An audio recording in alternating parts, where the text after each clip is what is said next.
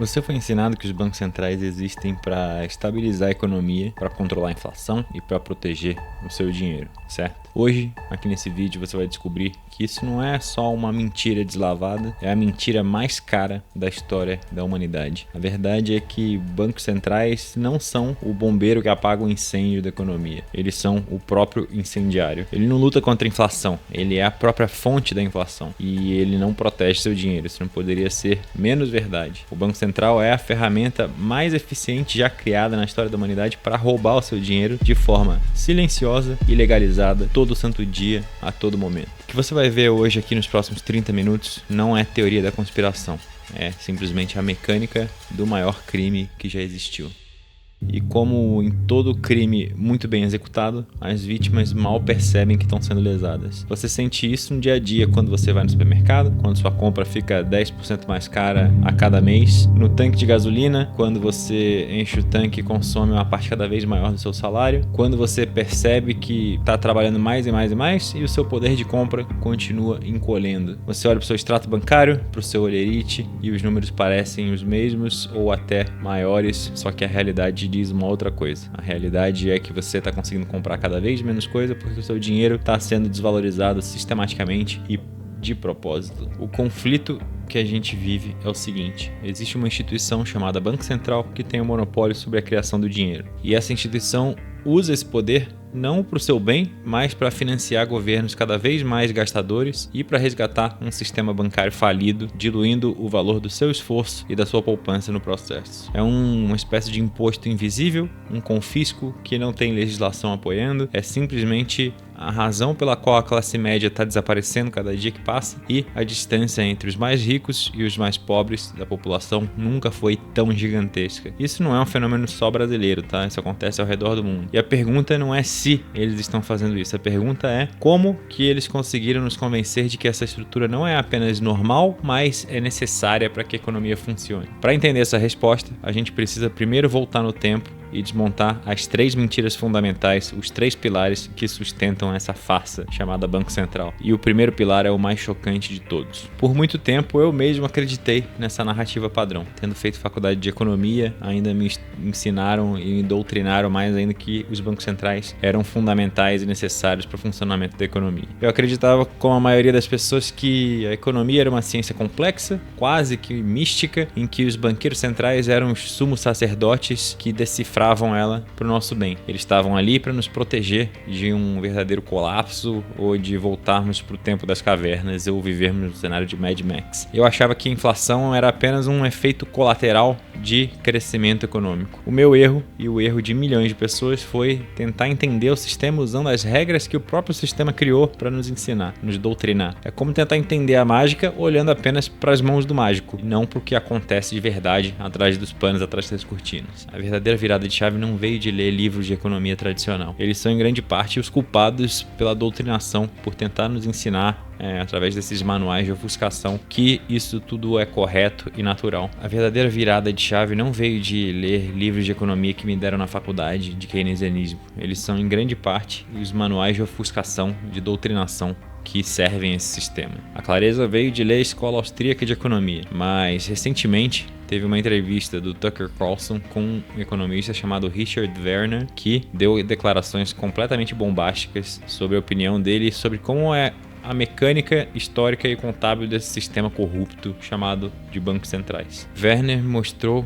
que a gente não precisa de um PhD de economia para entender a verdade nua e crua. A gente só precisa fazer as perguntas certas e olhar para os fatos históricos que convenientemente são deixados de fora do currículo escolar e das faculdades. O que eu vou te apresentar agora não é uma nova teoria econômica, é uma exposição dos fatos como eles verdadeiramente são. A gente não vai ficar aqui se perdendo em vários gráficos complexos ou ficar usando jargões acadêmicos, porque não é esse o objetivo. Estou aqui para trazer conteúdo profundo de forma simples de entender. Então, a gente vai usar lógica e história para desmontar um por um os 3 pilares que sustentam essa legitimidade falsa dos bancos centrais. E ao fazer isso, você vai perceber que a verdade não é nada complicada, né? Ela é simplesmente muito bem escondida. Agora que a gente já afastou essa cortina de fumaça, vamos direto pro centro da questão. Toda a legitimidade de todos os bancos centrais se apoiam em 3 grandes mentiras, 3 pilares de engano que, uma vez forem derrubados, vão te revelar toda a estrutura do que ele realmente é, Banco Central. Nada mais do que um crime. Pilar número 1, os bancos não imprimem dinheiro, eles simplesmente criam dinheiro. E essa talvez seja a mentira mais fundamental de todo o sistema, a base sobre a qual todas as outras fraudes são construídas. Se eu te perguntasse de onde vem o dinheiro que o banco te emprestou, você provavelmente diria que veio de outras pessoas que depositaram suas economias no banco, porque me parece a coisa mais lógica, certo? É o que os livros muitas vezes ensinam ou deixam de falar a respeito, mas fato é que isso está completamente errado. Eu, por exemplo, tenho amigos que fizeram MBA comigo, que fizeram estudar as melhores faculdades, têm uma carreira próspera, estão diretores de multinacionais ou de grandes bancos, e eles não sabem que os bancos simplesmente, ao emprestar dinheiro, estão criando dinheiro magicamente. E a verdade, como o Richard Werner mostrou pro Tucker Carlson, muito mais chocante. Só que em vez de você ouvir o Bernardo falando, eu quero que você escute diretamente da fonte. The economists follow this theory that banks are just financial intermediaries. They just, gather deposits here, do their analysis, credit analysis, risk assessment and all that, and then they allocate the funds and invest. Okay, right? They just take a percentage. They're a pass-through. So they're intermediaries. Yes, but that's wrong. That's not what they are. It's one theory of banking, and it's still the one that's still dominant. All the textbooks and the leading journals, they still use that. But actually, if you look into it, you realize there's 3 theories of banking. A second theory, slightly older, that was dominant until the 1960s, so-called fractional reserve theory. And you may have heard this fractional reserve banking. What is that? Well, this theory says, and this part is similar, each bank is a financial intermediary. It just collects deposits and then does the analysis, lends out the money. But in aggregate, as banks interact, there's money creation. Oh, and that's where students' ears should have pricked up. Money creation. They even talk about a money multiplier. What? That's the second theory. Now there's a third theory.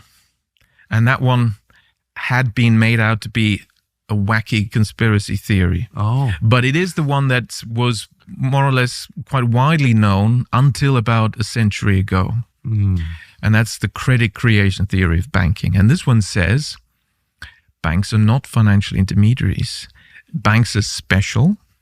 They have a unique power that no other player in the economy has, and that is the power to create money. And actually, that theory had been called all sorts of names like, this is kooky people and, cranks. Keynes said in his general theory, or it was the treatise on money, these are the cranks who talk about this banks creating money. I think the average person believes the ability to create money is reserved for governments alone. That's absolutely correct. In fact, I did a survey with my students in Frankfurt in 2011. One of the questions asked was just this question: who do you think creates and allocates the majority of the money supply in the economy? And to make it easier, here's multiple choice answers. The government, the central bank, the financial markets, the banks, and so on. Give a few options. or savings, people through their savings, which is another economic theory. So, and the answer was, just as you said, and you spoke the facts, 84% responded either the government or the central bank are the ones that create and allocate the majority of the money supply. Because that's common sense. It's something very important that clearly affects everything and everyone. It should be in the hands of the government. It's what people feel. But it's not true. That's not how it works. And so what is the answer? Well, of these 3 theories of banking, which one is correct? Well, what's the scientific thing to do? Is to do an empirical test. That's what a scientist would do. But it turns out I was the first to do an empirical test of the 3 theories of banking. Empiricism and economics? I didn't know that happened. Exactly. You ran experiments and replicated them? I thought that was... Exactly. Well, you can do empirical tests. The replication is debated, whether you can always replicate it. But certainly you can test. You can do tests. And we can certainly control for certain things. And that's what I did. And I thought it's crazy that, you had for over a century this debate between these 3 theories, but nobody had actually done the scientific thing. Let's find out. Let's just test with the data and observation which of the theories is in line with the data and which is rejected by the data. Now, to do this, I needed a bank that would cooperate. And my plan was, well, I'm going to take out a bank loan, and we're going to watch inside the box, inside the bank's accounting system, how are they accounting for this and what transactions are taking place when I take out my loan. The intermediation theory says deposits get lent out. The fractional reserve theory says that the bank needs to have excess reserves at the central bank, and that's then used for the new loan. Yes. And the credit creation theory, you know what it says? It says when you get a loan, no money is transferred to you. It's transferred away from anywhere else, and you just credited new money out of nothing that is not transferred away anywhere inside or outside the bank, which seems, quite sort of extreme. Like magic. In fact, one uses, the convention is to use Latin for this. The money is created ex nihilo, out of nothing. So when it did the empirical test, the conclusion was the financial intermediation theory is rejected and the fractional reserve theory is rejected. Banks create money out of nothing. By the way, you can look it up. It's the most downloaded paper of all Elsevier publications and it's open access. So, can banks individually create money out of nothing? Any bank. Just to be clear, not just central banks. Any bank. In fact, that's the whole point. We're talking about normal banks. With central banks, it wouldn't be a surprise. But the Bank of Omaha can any bank creates money. When you take out a loan, the money that you're given as the borrower didn't previously exist. It is net new purchasing power that is being created and added to the money supply. And that's how the system works. Now, to understand how the system works is a precondition for having good economic analysis and good policy recommendations. Tá aí, você acabou de escutar. Quando você vai num banco e você pede um empréstimo de, digamos, 100 mil reais, o banco não vai abrir o cofre e verificar se esse dinheiro tá lá e pegar esse dinheiro e dar para você. Ou ele não vai entrar numa base de dados e falar assim, fulano, beltrano e ciclano depositaram no total 100 mil reais, deixa eu pegar esse dinheiro aqui e emprestar para o Bernardo. Não, ele não transfere da conta de um poupador para quem está tomando o empréstimo. O que o banco faz é simplesmente acessar o seu nome no sistema e digitar mais 100 mil reais, enter. Esse dinheiro naquele exato instante, como um passe de mágica, passa a existir. Ele não existia até um segundo atrás. E simultaneamente uma dívida de 100 mil reais mais juros passou a existir para você. O dinheiro foi criado do absoluto nada. Pensa nisso por um instante e vê o quão bizarro é quando você analisa por primeiros princípios. O banco não arriscou absolutamente nada que era dele. Ele não emprestou um ativo que ele possuía. Ele criou com poucos cliques um passivo, o seu depósito, e um ativo, a sua dívida, que rende juros para ele. É o maior almoço grátis da história que você possa imaginar. E quem que paga a conta? Por que isso é criminoso? Porque simplesmente cada novo real criado do nada para financiar um empréstimo dilui o valor de todos os outros reais que já existem. O seu salário, sua poupança, seu investimento é um confisco invisível do seu poder de compra transferido para o banco, que agora está lucrando juros sobre um dinheiro que ele inventou, e transferido para quem pegou o empréstimo primeiro, que pode gastar esse dinheiro antes que os preços da economia real se ajustem a essa nova quantidade de dinheiro em circulação. Você não está participando de um sistema de poupança e de investimento, você está sendo diluído constantemente por um sistema de criação de dívida. Agora vamos ao pilar número 2. Os bancos centrais não são os responsáveis por criar estabilidade, muito pelo contrário, eles são fabricantes de crise. A grande promessa dos bancos centrais é que eles evitariam as crises do chamado capitalismo selvagem, que eles seriam uma espécie de adulto na sala, suavizando os ciclos de boom and bust, só que a história prova o contrário. Sim, antes da existência dos bancos centrais, em grande parte o sistema bancário nos países era descentralizado,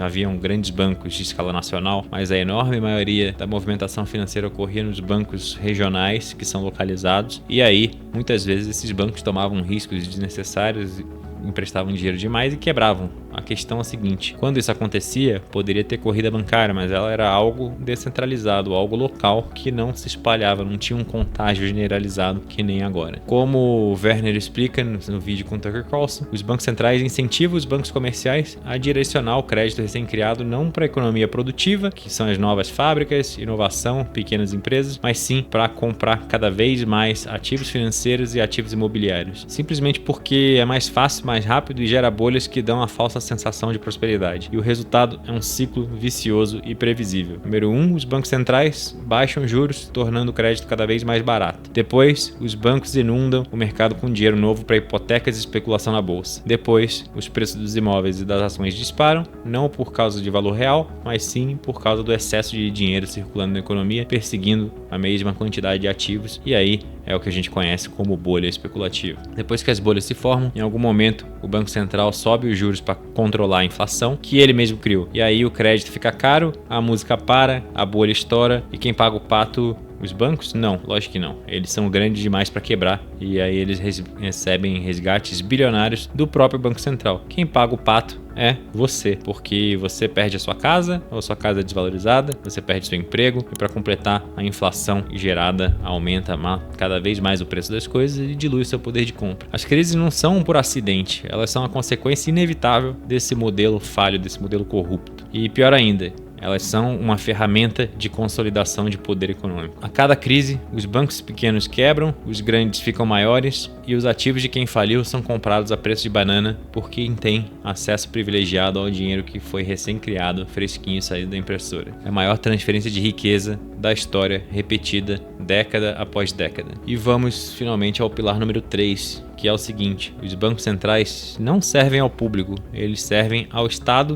e a financiar guerras. E esse é o pilar talvez mais sombrio e a mentira mais fundamental. A ideia de uma instituição independente que zela pela saúde da moeda é pura mentira, ficção. Mas de onde saiu essa ideia? Por que os bancos centrais foram criados? A resposta oficial você já sabe, é para trazer estabilidade, certo? Só que a resposta real é muito mais sinistra. Nessa parte da conversa, Tucker Carlson perguntou para o Werner exatamente isso. Por que os bancos centrais foram criados? E a resposta dele é uma aula de história que muito provavelmente você nunca teve na escola ou na faculdade. Vamos assistir.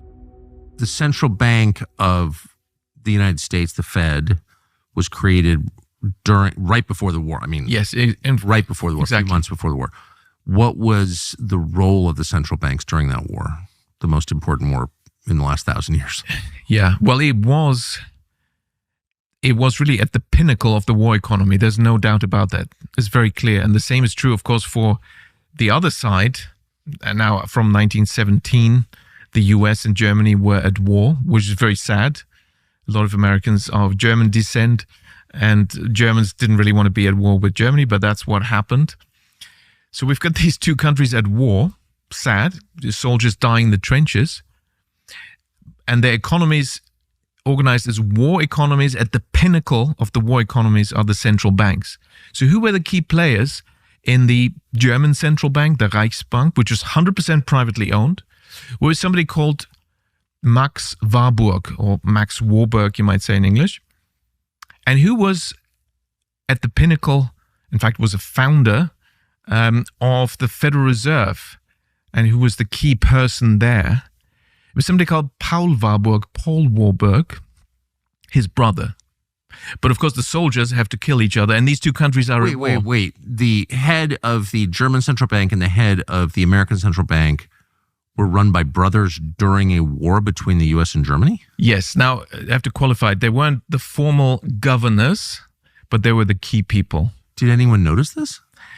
Well, some people did. I mean, Probably encouraged not to notice with that. with Paul Warburg, it was obvious because until 1911, he was a German citizen. He'd only just come over for that purpose to set up the Fed.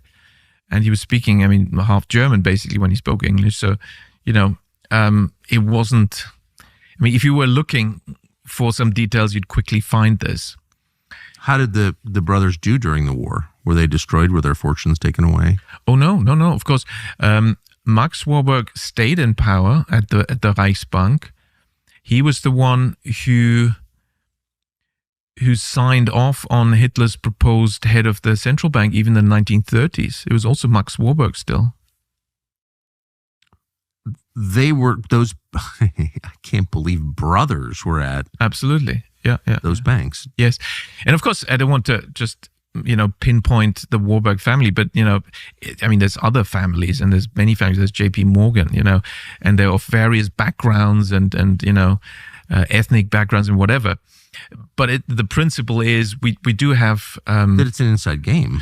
Well, yeah, bankers, particularly those that are close to central banks and maybe are private owners of these central banks. And the Reichsbank was 100% privately owned. And Pois é, tá aí, para financiar a guerra. É simples assim. O Estatuto do Banco da Inglaterra dizia para financiar a guerra. O Federal Reserve foi criado às pressas meses antes da Primeira Guerra Mundial, junto com ele o imposto de renda para pagar a conta. Nenhum governo com Banco Central à sua disposição precisa se limitar ao que arrecada de impostos. Quando um político quer financiar um projeto populista, uma promessa de campanha ou principalmente uma guerra, ele não precisa mais tomar decisão impopular de aumentar os seus impostos. Ele pode simplesmente emitir títulos de dívida, o Banco Central garante que o sistema bancário vai comprar esses títulos, criando o necessário dinheiro do absoluto nada e diluindo você, obviamente. Antes dos bancos centrais, as guerras eram limitadas pela realidade. O rei ou o estado precisavam de ouro, de prata, de recursos reais para poder financiar os seus exércitos. Quando o dinheiro acabava, a guerra acabava porque você era destruído. Com os bancos centrais, a guerra se tornou ilimitada porque agora o estado pode financiar a destruição, vigilância e um complexo militar industrial através do imposto mais covarde que já existiu, que é a inflação. Eles imprimem o dinheiro, a população inteira paga a conta com perda de poder de compra real. E é por isso que o século XX, o século dos bancos centrais, foi também o século mais sangrento da história humana. Os bancos centrais não são guardiões da paz ou da prosperidade. Eles são, na verdade, os maiores facilitadores de tirania e de destruição que o mundo já conheceu. Se você ainda acha que tudo isso é apenas uma série de erros históricos ou uma falha impessoal do sistema, pode se preparar, porque a realidade é muito mais direta e mais pessoal. A gente falou aqui sobre como o Federal Reserve foi criado às vésperas da Primeira Guerra Mundial, permitindo que os Estados Unidos financiassem grande parte a guerra. Agora,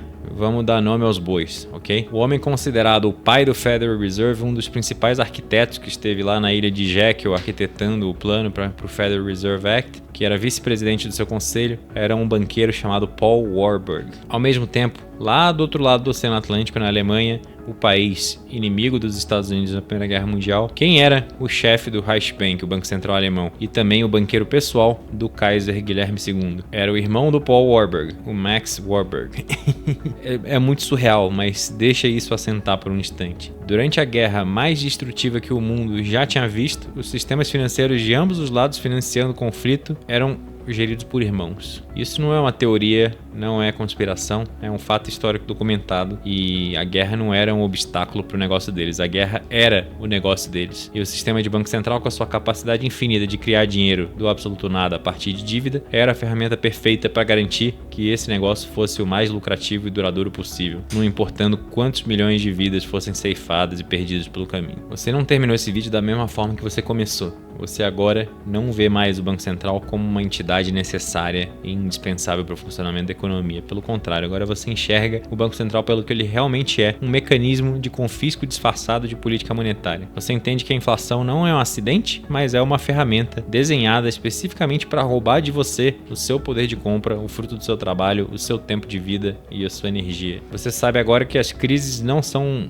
falhas do sistema, mas sim funcionalidades. São características básicas intrínsecas de um sistema desenhado para arrancar de você o que é seu. E você também sabe que a ligação entre o dinheiro criado do absoluto nada e o financiamento de guerras não é uma coincidência, e sim o propósito original desse sistema. Saber isso te coloca à frente da grande maioria da população global e não te faz um cínico, e sim uma pessoa consciente. E essa consciência é o primeiro passo e o mais crucial para você retomar o controle sobre o seu futuro financeiro. Portanto, se esse vídeo te ajudou a trazer clareza, me ajuda a levar essa mensagem para mais pessoas, deixando seu like aqui para que o algoritmo entenda que esse vídeo é um conteúdo relevante, e também se inscreve no canal para não perder as próximas análises, e mais importante, compartilhe esse vídeo com pelo menos uma pessoa que você sabe que precisa entender como que o seu dinheiro e o seu futuro estão sendo manipulados. Entender o problema é o primeiro passo, o segundo passo é agir. Se você está pronto para parar de ser roubado sistematicamente todos os dias e quer dar saída definitiva desse sistema perverso, eu criei um caminho ideal para você. Na descrição abaixo você vai encontrar o link para o Bitcoin Exit Plan, que é o meu curso completo que te ensina do zero ao avançado tudo que você precisa saber para construir soberania financeira usando Bitcoin. Esse é o seu plano de fuga, portanto